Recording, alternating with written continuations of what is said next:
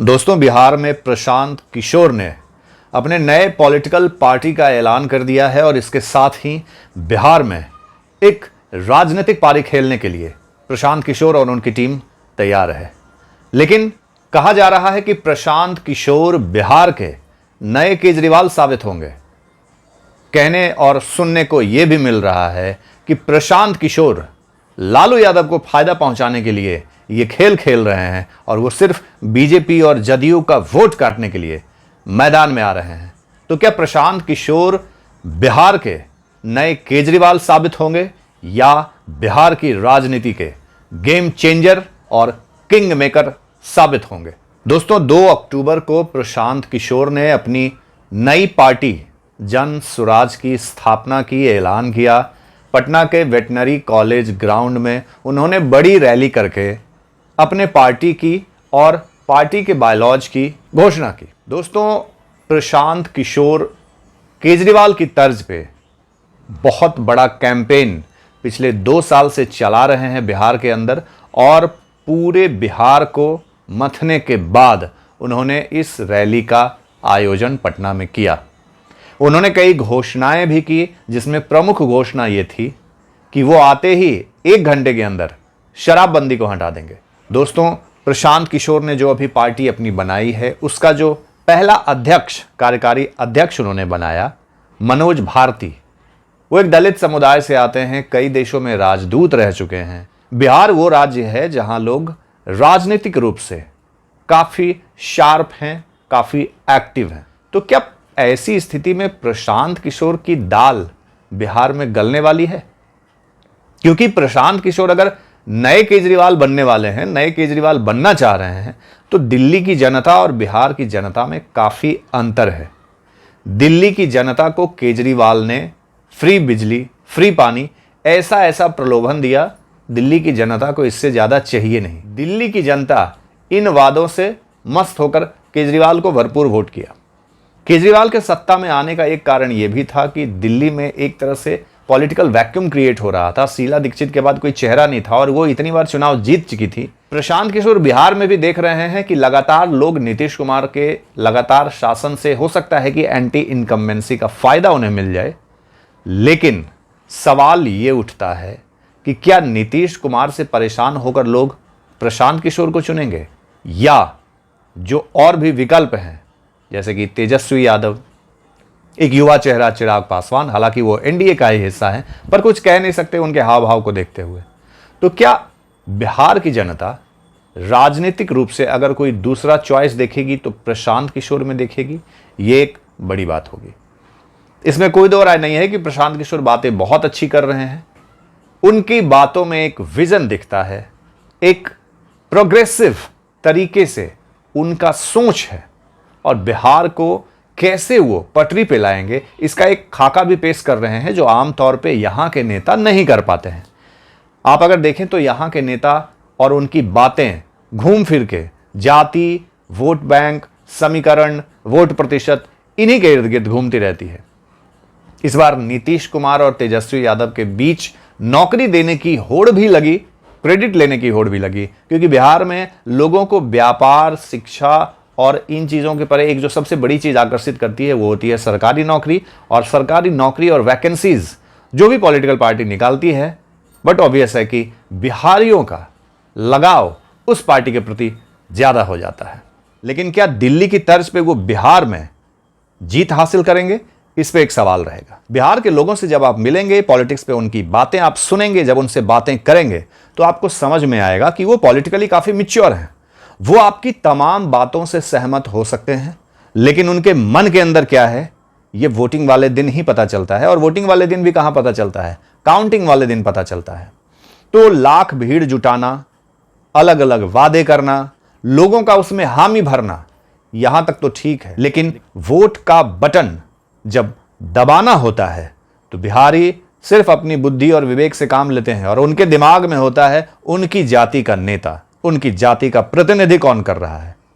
सच्चाई तो यह है दोस्तों कि क्वालिफिकेशन, एजुकेशन, तमाम चीजें साइड हो जाती है, जाति मुख्य मुद्दा हो जाता है और अपनी अपनी जाति के लोगों को ही बिहार के लोग वोट करना चाहते हैं। कुछ प्रतिशत वोट ऐसा है जो डाइवर्ट होता रहता है, घूमता रहता है। ऐसे में क्या प्रशांत किशोर बिहार में एक नया पॉलिटिकल ऑप्शन दे पाएंगे? दोस्तों, इसमें कोई दो राय नहीं है कि प्रशांत किशोर के पास एक विजन है, उनकी बातें अच्छी है, वो जो भी बातें कहते हैं वो तर्क संगत है, वो एजुकेटेड हैं। ऐसे लोगों को राजनीति में आना चाहिए, बदलाव के लिए ऐसे लोगों को चुनना भी चाहिए।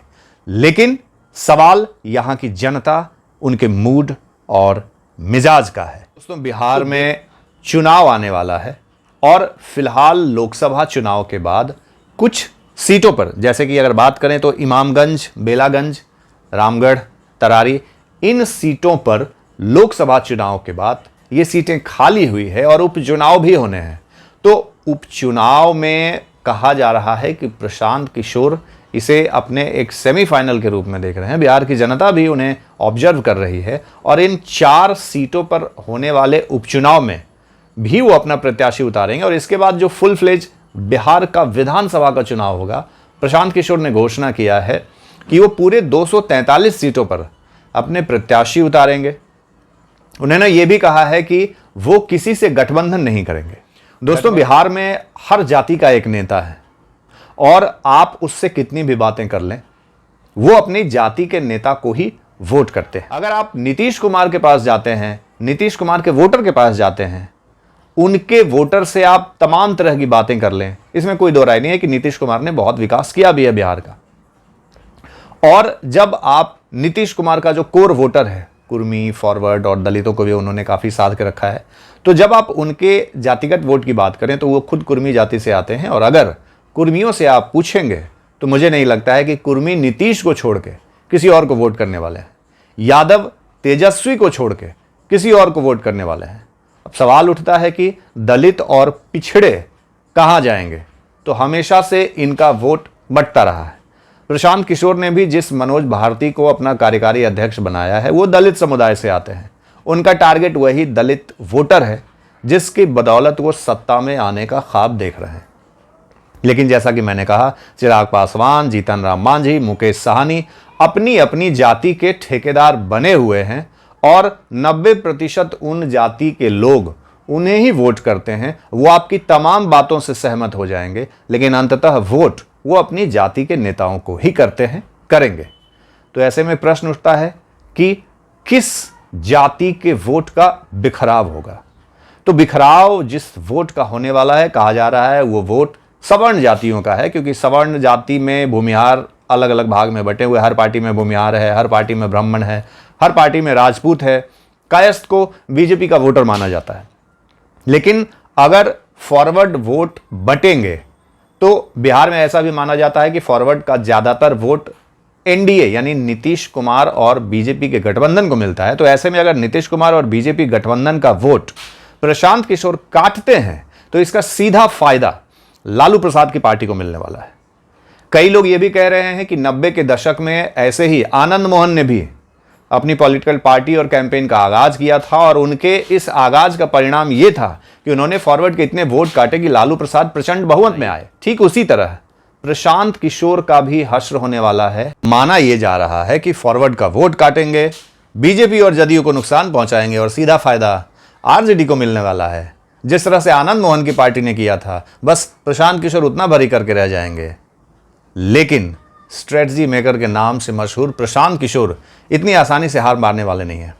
इसमें कोई दो राय नहीं है कि प्रशांत किशोर का लिटमस टेस्ट अब होगा, उनकी असल परीक्षा अब है। एज ए कैंपेनर वो और उनकी कंपनी ऐसा दावा करती आई है कि उन्होंने बिहार में नीतीश कुमार, बंगाल में ममता बनर्जी, केंद्र में नरेंद्र मोदी की सरकार की वापसी कराई। लेकिन असल में अब यह देखना होगा कि क्या वो वापसी उनकी वजह से था या जनता का सेंटिमेंट उनके साथ था। दोस्तों, इसमें कोई दो राय नहीं है कि प्रचार प्रसार एक बड़ा स्तंभ है पार्टियों के लिए, लेकिन इससे भी इत्तेफाक नहीं रखा जा सकता है कि सिर्फ प्रचार के नाम पे कोई पार्टी सत्ता में आ जाए, ऐसा नहीं है। बुनियादी मुद्दे, जमीनी हकीकत और कैडर वोट, ये बहुत मायने रखती है। प्रशांत किशोर की अभी पार्टी नहीं है, कैडर नहीं है, उन्हें बनाना होगा, मेहनत करना होगा। इसमें कोई डाउट नहीं है कि उनकी विजन अच्छी है। तो दोस्तों, अब देखने वाली बात है कि अमेरिकन स्टाइल को, अमेरिकन और दिल्ली वाले तरीके को बिहार के लोग फॉलो करते हैं कि नहीं। फिलहाल आप हमें फेसबुक पे फॉलो कीजिए, चैनल को सब्सक्राइब कीजिए, हमारी वीडियो को लाइक कीजिए, पसंद आए तो शेयर कीजिए और कमेंट करके ये जरूर बताइए कि प्रशांत किशोर के बारे में आप क्या सोचते हैं, आपकी क्या राय है। जल्द ही मुलाकात होगी नए वीडियो में, तब तक के लिए अपना ख्याल रखिए। बहुत बहुत धन्यवाद। नमस्कार।